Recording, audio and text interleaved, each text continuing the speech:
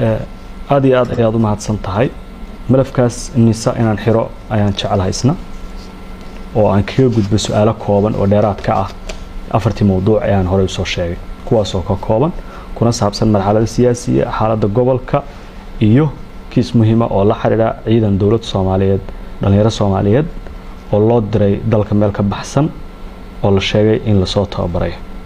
muddo ku siman sanad in ka badan maqan waana ciidan Eritrea loo diray dhalinyaradaas Eritrea loo diray nabad sugidda qortay sida xogteeda aan hayno nambarkooda ma inoo sheegi kartaa hay'adaha khusaysan lambarkeeda sheegi karta laakiin nabad sugidda qortay أنا هذا لمبر كود إنا شغنا ومحل سارني. أوكي. إلتريا لقي صح؟ ورن. وحلو تابره إن الشغنا دولة الصومالية هكذا جيتة إيو تابرنس. والدولة داس إلتريا كعاوسة مثل دولة كذا كعاوسة. ما فاهمين سواش. هل كان لقي عيدنك؟ يلا إلتريا عالم كويس حرير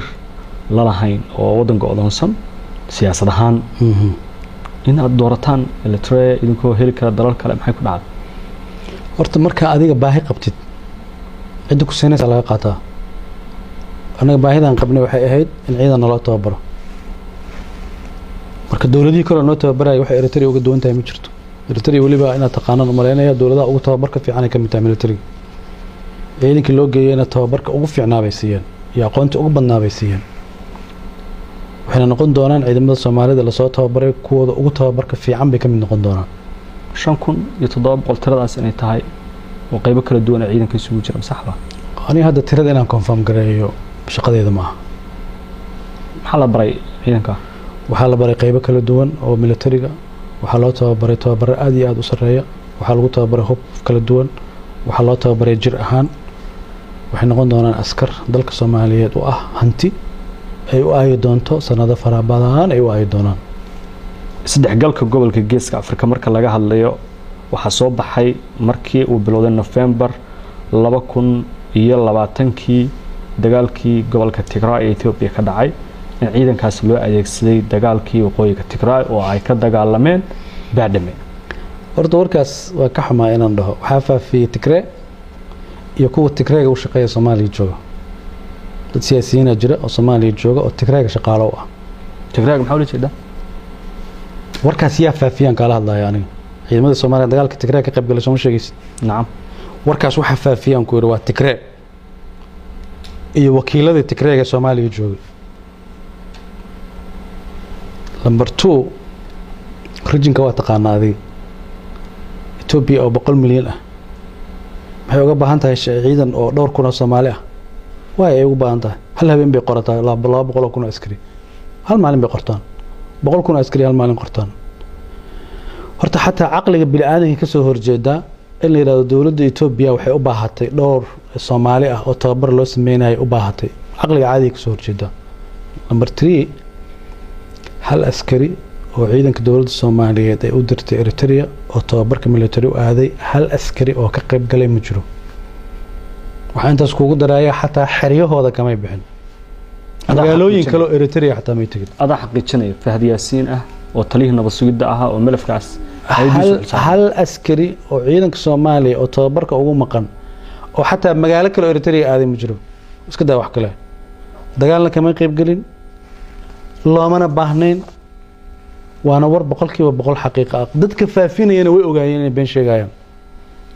dad badan oo caabanayo hooyooyin iyo aabayaal ah saxaafadda waa ka aragtay waxay ka cabanayeen hadda warbixin khaldana la siiyay waa waarid maxaa u la hadla weydeen waa la hadalnay waa la xiriirnay ilmahooda la soo hadalsiin kulligood ilmahooda la soo hadalsiin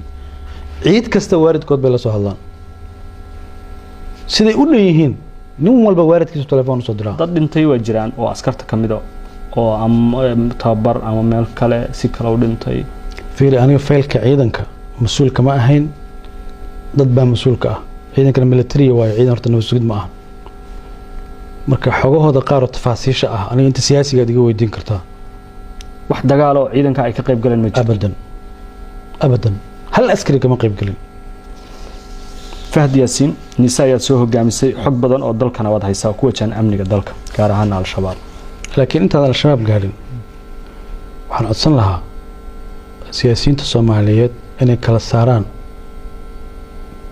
ajandaha siyaasiga iyo ajandaha qaranka. حاول تشيدا ciidan Soomaaliyeed in la dhiso waa ajanda qaran.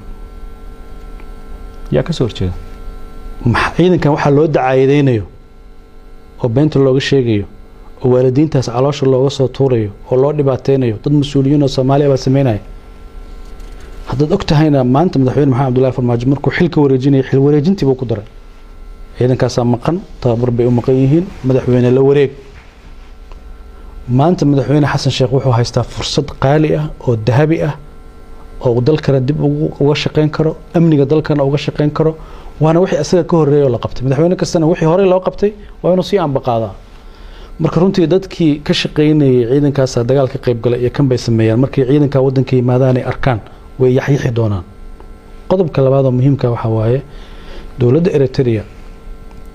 taariikh siyaasadeed oo muddo dheer jirta naga dhaxayso waxay aaminsan yihiin xorriyadooda inaan ku caawinay waana run waxay aaminsan yihiin istiqlaalkooda inaan kala shaqeynay jiritaanka dowladda Eritrea aan kala shaqeynay sababta ay ciidanka noogu dhisayaan waxay aaminsan yihiin shacabka Soomaaliyeed wanaag ay u hayaan iyo kalgacalo ay u qabaan bay u siinayeen. laakiin waxa la aaminsan yahay in systemkii farmaajo nabadii nool ee dowladda Soomaaliya xilliga jirtay afawarkii xiriirkiisu inuu halkaas ku ekaanayo sababtoo ah dad badan oo ay kamid yihiin madaxda hadda xukunka joogtay marar badan waxay ku eedeeyeen afawarkii inuu kaliya talisnimo ku aweerayo Soomaaliya. waa maqashay sax afawarkii inuu kaliya talisnimo ku awaabinayo Soomaaliya hadda yaa dhahayo warkaas oo kuwii Tigreega dhahayo laakiin madaxweynayaal hore yiri waa dadkii Tigreega u shaqeynayay oo beentan faafinayay. aniga wadanka kale sida loo maamulo inaan farageliyo xaq boo ma lihiba aniga waxaan xaq u leeyahay inaan ka hadlo dalkayga maxaa maslaxa oo aan dalka ka heli karaa.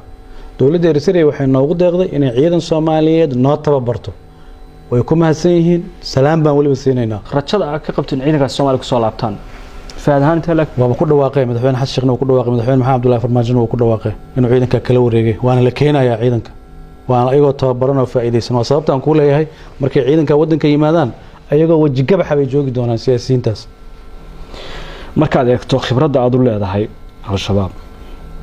iyo hay'adda amniga aad ka soo shaqaysay iyo shaqada dheer ee aad muddo 5 sano ah gacanta ku haysay ee dowladda federaalka ma isleedahay waa la gaaray xilligii wada hadal ay gali lahaayeen dowladda federaalka iyo al-shabaab. taa walaal waa policy dowladeed aniga hadda aanon xil dowladeed haynin inaan ka hadlo munaasab imahan waa in dowladda Soomaaliyeed ay fiiriso maslaxadeeda intay ku jirtaa ma inay la hadashaa ma inay la dagaashaa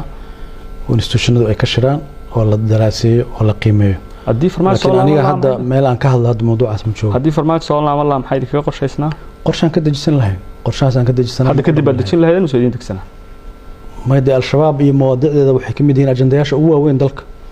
laakiin hadda ma rabo inaan ku dhaw waa la hadli lahayn iyo lama hadli lahayn ma rabo inaan ku dhaw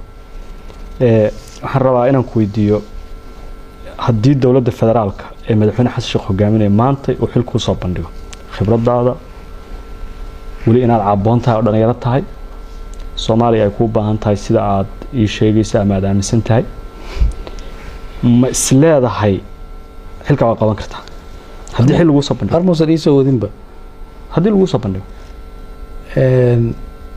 damiirkayga iyo habka aan u shaqeeyo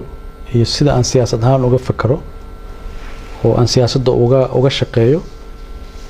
kuma saleysna haddii xil lagu soo magacaabo maxaa sameynaya haa iyo maya saa kuma saleysna waxay ku saleysan tahay aragtida siyaasadeed ee dowladda lagu maamulayo waxaan ka aaminsanahay aragtida siyaasadeed haddaan ka aaminsanahay inaan waardiye u noqdo diyaaraan ah askari inaan inta noqdo waardiye noqdo haddii aanan ku qanacsanayna jagada ugu sareysana kama rabo tan u dhaxaysana kama rabo. marka haddaadan siyaasadda Xasan Sheekh ku shaqeynaya aadan aaminsanayn waxba kama qabanaysa haddii lagu soo bandhigo xataa may dowladda hadda way cusub tahayba ma ahan dowladda inaan ku leeyahay ma aaminsaniba way cusub tahay afkaarteeda ha soo bandhigto xukuumadeeda ha dhisato systemkeeda ha samaysato ha la gaaro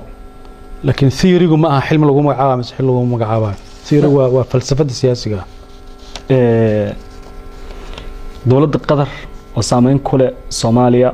adiga ayaa la aaminsan yahay inaad dhextaal u tahay xiriirka ay Soomaaliya la leedahay walaac ma laga qabi karaa hadda xiriirkaas inuu hoos u dhaco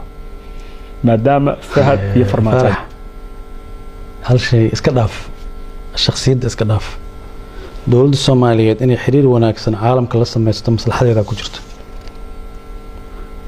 dowladda Soomaaliyeed maslaxadeeda waxay u aragtaa inay caalamka xiriir fiican leedahay aniga hadda xil ma bahayaba in qadar xiriir fiican la samaysto in la samaysan position-ka go'aan gaar la ma joogo laakiin dowladda Soomaaliyeed hadda jirta waxaan aaminsanahay inay ilaalin doonto cid walba oo Soomaaliya inay xiriir fiican la yeelato dowladda qadarna xiriir lama lahayn fahad institution ma aha hay'ad ma aha qof baa hadda maxay la soo xiriirayaan dowladda Soomaaliya madax ka nothing sabab ay la soo xiriiraan ma jirto Soomaaliya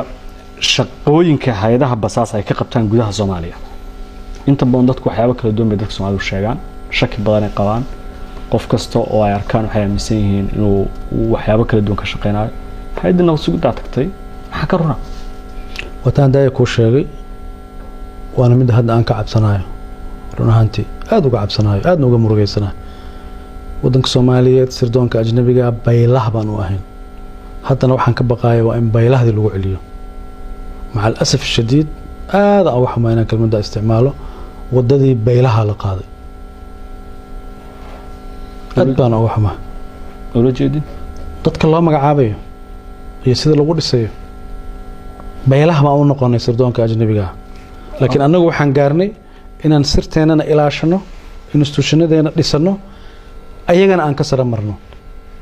dowladdu wax yar ay magacaabantahay waliba hay'adaha amniga waliba hay'adda nabad sugidda kaliya wali la dhisay dal hay'ad nabad sugideed baa indho u ah jiritaankeeda mas'uul u ah muuqaalkeeda u ah waxaan rabaa inaan ku weydiiyo dadka Soomaaliyeed ee caadiga aniga oo kale هذا Soomaali caadi ma jiro journalist dadka Soomaaliyeed shacabka Soomaaliyeed ka mid ah dhinaca kale fi muwaadin ahay maxaan ogeyn oo Soomaaliya ka socda siyaasadeeda gudaha hal iyo laba iga sheeg wax badan faragelinta inta ay la eg tahay dadka badankiis ma fahamsana faragelinta Soomaaliya lagu hayo aad iyo aad bay u sareysaa dowladda madaxweyne Maxamed Abdullaahi Farmaajo 5 sano iyo xogaagii uu madaxda ka ahaana waxyaabaha uu ku guuleystay waxa kamid ahayd Soomaalida iyo dadka dhibka ku ah inuu isbaray dowladaha Soomaaliya danaheeda aan ka shaqeynayna inuu baray waliba u magacaabay dowlad hebel iyo dowlad hebel yiri dadka Soomaaliyeedna indhahooda hadda xoogaa yar u furmay oo ay fahmeen yaa maslaxa ah yaana maslaxa u ahayn dan si kale kuugu dhigo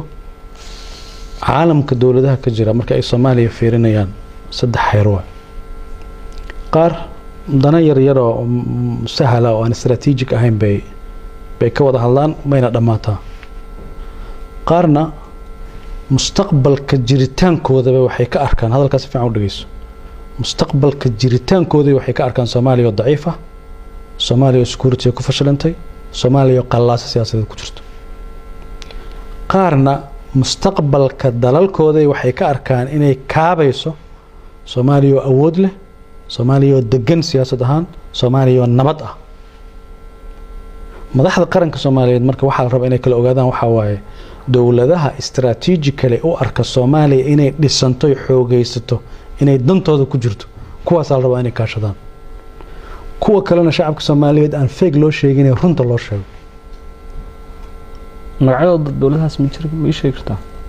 ma raba hadda inaan kala qaado dowlad hebel iyo dowlad hebel iyo dowlad hebel inaan kala dhaho ma jiro laakiin waxaan filayaa in haddaba dadku yaqaanaa marka intaas sir waxaan rabaa inaan ku weydiiyo su'aal kamid ah su'aalihii qubanaha ahaa oo dambaysa danaha Soomaaliya laga leeyahay aad u waaweyn yihiin sida marar badan la sheego mid kamid ah ku soo qaadaya waa malafka ama faylka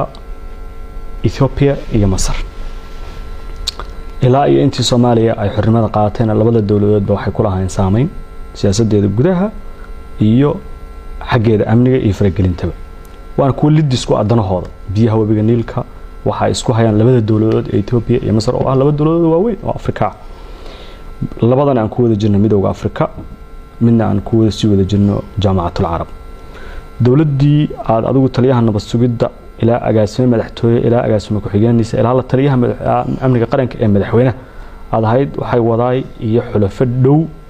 la ahayd Addis Ababa Ethiopia doorkii Masar miyaad lumiseen markaad xiriirkaas sida ka dhigteen